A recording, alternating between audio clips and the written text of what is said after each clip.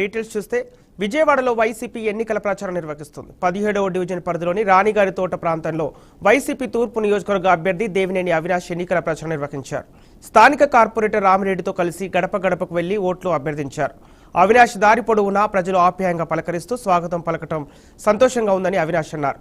YCP హయాంలో జరిగిన అభివృద్ధి సంక్షేమాన్ని దృష్టిలో ఉంచుకొని జగన్కి మద్దతిస్తున్నామని ప్రజలు చెబుతున్నారు. ల్యాండ్ టైటిలింగ్ యాక్ట్ గురించి టీడీపీ చేస్తున్న దుష్ప్రచారానికి అధికారులు గుణపాఠం చెప్పారని అవినాష్ అన్నారు. జగన్పై చేస్తున్న తప్పుడు ప్రచారానికి అధికారులు చెక్ పెట్టనున్నారు. 10 సంవత్సరాల పాటు అబద్ధాలు చెప్పినా గద్దెనెక్కిన రామ్మోహన్ ప్రజలు చీకొడుతున్నారని అవినాష్ తెలిపారు.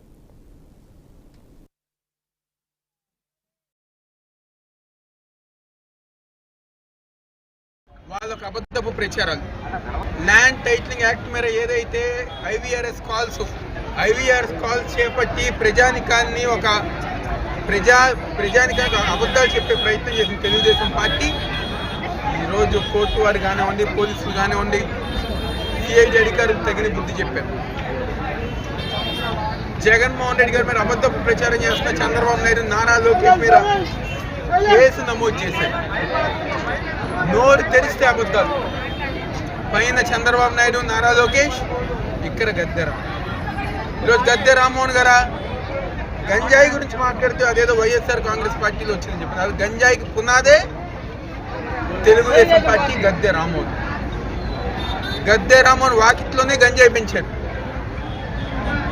తన మనుషులతో గంజాయి పెంచి ఈరోజు విజయవాడ నగరంలో గంజాయికి డాన్ ఎవరుందంటే అది గద్దె రామ్మోహన్. అంటే 10 సంవత్సరాల్లో అబద్ధాలు చెప్పి మమ్మల్ని మోసం చేశారు. ఈసారి యొక్క అసమర్థత ఎమ్మెల్యేకి మేము ఎమ్మెల్యేగా ఓట్లు వేయము, తెలుగుదేశం పార్టీకి ఓట్లు వేయము అని చెప్పని ఈరోజు ప్రజానీకం ప్రతి ఒక్కరిగా చెప్తున్నాం.